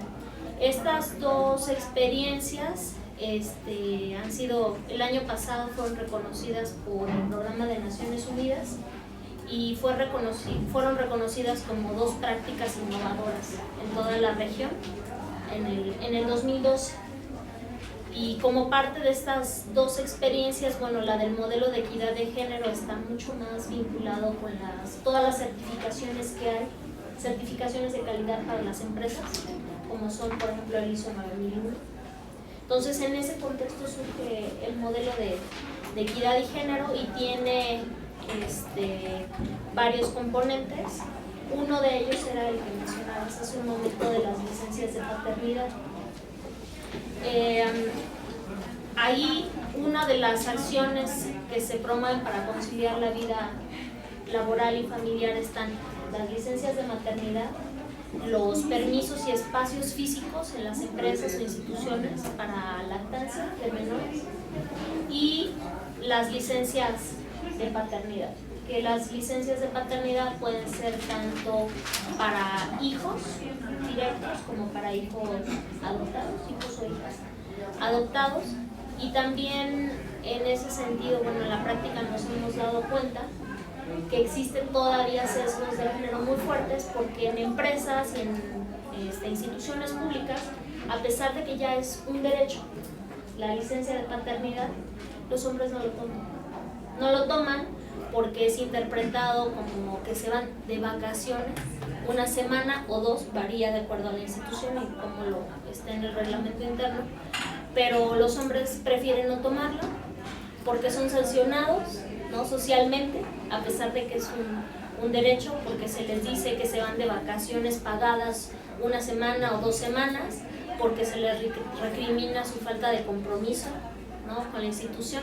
Y entonces es nuevamente un ejemplo de que estas políticas, estas dos en específico, las que hacía mención, pues van a contracorriente, ¿no? Y aunque hay avances y hay esfuerzos, pues todavía cultural, subjetivamente hay cosas que están como frenando el apropiarse de este derecho y resignificar la importancia de que los hombres también participen, ¿no? en los cuidados. Muchas gracias. María, Carlos. Pues aquí, Ana María. Gabriel. Quería comentar algo, nada más quería resaltar lo que dijo ella. A mí me parece muy alarmante que no haya casi políticas para mujeres adultas mayores, pero en particular de más de 70 años, que son cuidadoras, y que en muchos casos son cuidadoras primarias, y que no hay política que acompañe ese proceso ni que las apoye, y pues va en detrimento de ambos derechos, de la cuidadora y de los cuidados, porque no es posible pensar que tengan las condiciones necesarias para eso, y prácticamente eso está invisibilizado en el sector público, pero me parecía muy interesante las preguntas. Sí, gracias. Pues decía yo que Gabriel planteó dos preguntas, yo tampoco te voy a poder contestar, pero sí me da pie para reflexionar acerca de lo que preguntas, porque me parece que esto de qué tipo de arreglo familiar sería un ambiente más propicio precisamente para que los jóvenes no fueran, digamos, carne de cañón de abusos de autoridad, y en donde pudieran precisamente articularse deseos de las familias. Yo creo que pones tu mirada en un asunto que no solamente en la intervención, sino que también en la investigación hay necesidad de ir ganando claridad. ¿De qué hablamos cuando hablamos de democratización familiar? ¿De qué estamos hablando cuando hay ciertas jerarquías, generación, parentesco, que colocan a unos individuos con más poder que otros?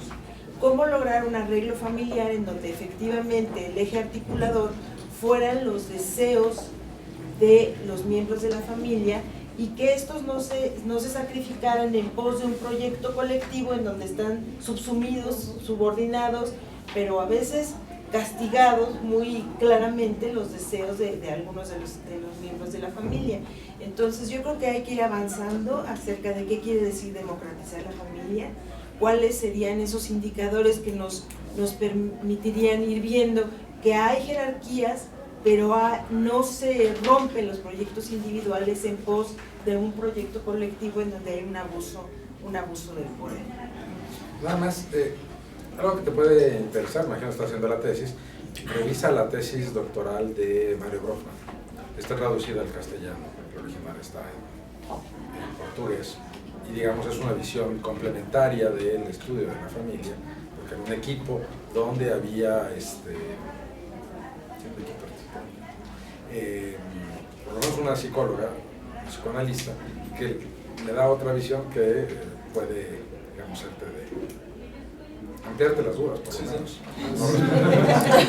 Y también yo menciono que Sebastián está haciendo un interesante proyecto de tesis de maestría en donde está viendo cuáles son estos arreglos, cómo funciona la dinámica en hogares, en padres gay. Entonces la idea es como que hay la esperanza de inicio de que funcionaran de otra manera, que hay que ir viendo cómo están funcionando y si realmente hay un movimiento en este abuso del poder. Pues yo creo que con eso... Perdón, también sí, como recomendación, RIDICI ha trabajado con organismos internacionales. RIDICI es una organización civil, pero ha trabajado son estudios que se están empezando a hacer en la región sobre comunidades de crianza, como con esta idea de decir, dado que en la realidad la crianza de los hijos e hijas y personas que se adoptan filialmente, aunque no sean hijos de parentesco, pero digamos los cuidados de menores de edad se están distribuyendo entre más personas, está habiendo ya prácticas emergentes menos autoritarias, por la vía de los hechos, y muy conflictivas a veces, Y eso se le ha llamado comunidades de crianza, en donde incluso participan. Yo tengo muchas experiencias en la terapia de cómo se organizan las vecinas, de toda una forma de acomodo para los traslados y negociarlo con el trabajo, porque claro, faltar diario te corren, y entonces se negocian, se hacen redes de apoyo, y eso te puede dar pie interesante a como nuevas modalidades de organización familiar que en mi opinión son mucho más propicias para que voces no escuchadas empiecen a escuchar. Por ejemplo, en niños con discapacidad, un problema evidente que yo hemos tenido directamente y a través de la consulta yo tengo, es cómo no son tomados en cuenta para definir sus tratamientos médicos. Y eso es impresionante porque es el principal objeto directo de las intervenciones y no se les toma en cuenta ni siquiera para pedir su opinión de cómo se sienten en el proceso. Entonces, ese tipo de cosas creo que en experiencias emergentes, que yo también tengo mucho interés de estudiarlas, cómo se están dando, no están visibilizadas y generalmente no son legitimadas. Entonces la gente no quiere hablar de eso, a menos que haya un contexto de no juicio. Entonces te empiezan a hablar de todas las mezclas y combinaciones que hacen para ponerse de acuerdo con la hermana, con la vecina, de en qué cosas sí opina, en qué cosas no, qué cosas son de mi total potestad, en qué cosas no, hasta mejor ayúdame porque yo no la gobierno y tú sí sabes controlarla, etcétera. Como todas las posibilidades de colaboración, de un enfoque mucho más colaborativo de la autoridad familiar. Muchas gracias, Lilia. Les recuerdo que a las 4 tenemos otras 3 mesas. Tenemos la de perspectivas críticas en el estudio de la institucionalización del enfoque de género en programas institucionales, otra mesa de educación básica, esas dos en el auditorio, en la sala Alfonso Reyes, y desigualdad social en América Latina, los desafíos de una agenda de investigación sociológica. Entonces pues esperamos que sigan todavía por acá con nosotros. Muchas gracias.